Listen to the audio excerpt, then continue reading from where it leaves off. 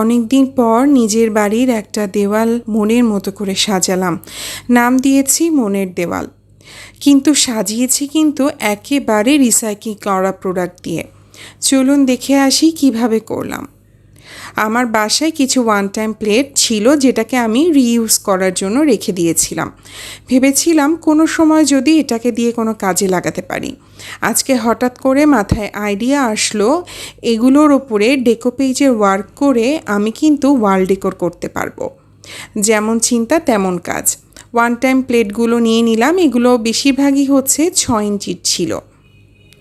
আমি যেটা করেছি, যেহেতু এটা ব্যাকগ্রাউন্ড হোয়াইট, তাই ডেকোপেজটা আমি এখানে ডিরেক্ট অ্যাপ্লাই করছি।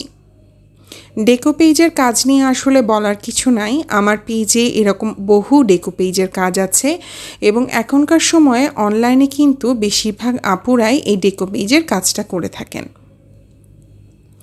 আপনারা যদি মনে করেন বেইজে কিন্তু আপনারা এখানে জেসো ব্যবহার করতে পারেন। আমি এখানে জেসোটা ব্যবহার করিনি। আমি আসলে একটু শর্টকাটে বিশ্বাসী। আজকে আসলে হাতে তেমন সময় ছিল না। অল্প সময়ের মধ্যে ভাবলাম কাজটা এগিয়ে ফেলি। এর জন্য আমি এখানে ডিরেক্ট ডেকোপেজটা অ্যাপ্লাই করছি। এখানে আমি ফেভিকল গ্লুটা ব্যবহার করছি।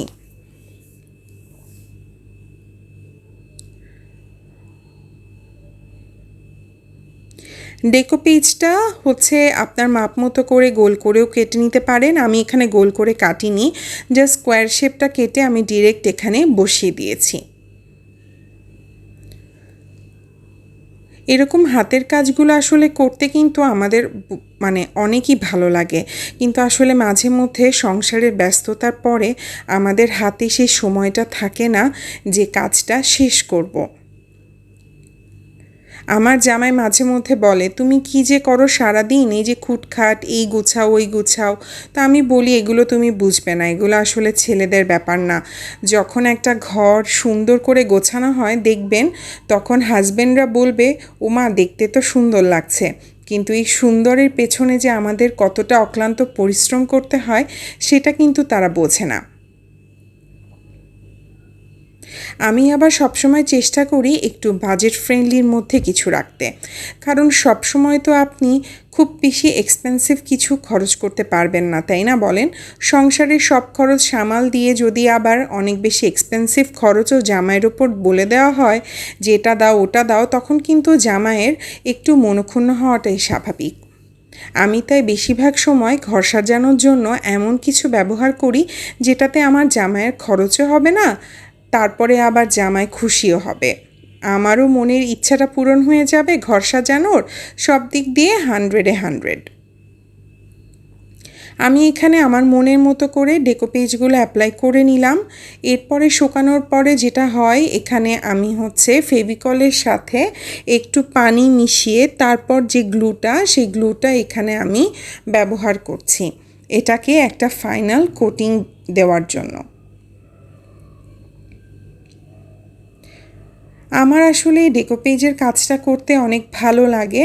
আর ডেকোপেজের কাজ না মনের ইচ্ছে মতো যে কোনো সারফেসেই করে ফেলা যায়, একদম আমাদের মনের মতো, তাই না? যেখানে মন চায় সেখানেই আমরা কাজটা করে ফেলতে পারি, শুধু লাগে আমাদের ইচ্ছা শক্তিটা।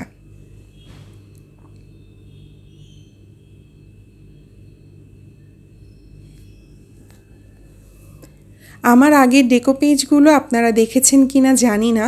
আমি এরকম অনেক ইউনিক স্টাইলের ডেকোপেজের কাজ করেছি। আপনারা যদি মনে করেন কোনোটা মিস করেছেন, তাহলে আমার ভিডিও সেকশনগুলো দেখে আসতে পারেন। ওখানে আমি ডিটেইলে আমার ডেকোপেজের ওয়ার্কগুলো শেয়ার করেছি। ব্যাস, ফাইনাল কোটিং শেষ। এগুলো এখন আমি শুকানোর জন্য রেখে দিয়েছি।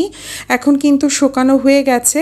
এখন আমি যে বর্ডার লাইনটা আছে, ভাবছি বর্ডার লাইনটা সুন্দর করে কালার কন্ট্রাস্টে করে ফেলবো। যেমন এটার মধ্যে আমি ম্যাজেন্টা পিঙ্ক কালার ব্যবহার করছি, কারণ এটার যে ফ্লাওয়ার, সে ফ্লাওয়ারের সাথে ম্যাজেন্টা পিঙ্ক কালারটা মানাবে। এভাবে করে আমি বাকি যে 4টা প্লেট বা ওয়াল ডেকোর করেছি, 4টাতে সুন্দর করে কালার বসিয়ে নেব। So this is my final look.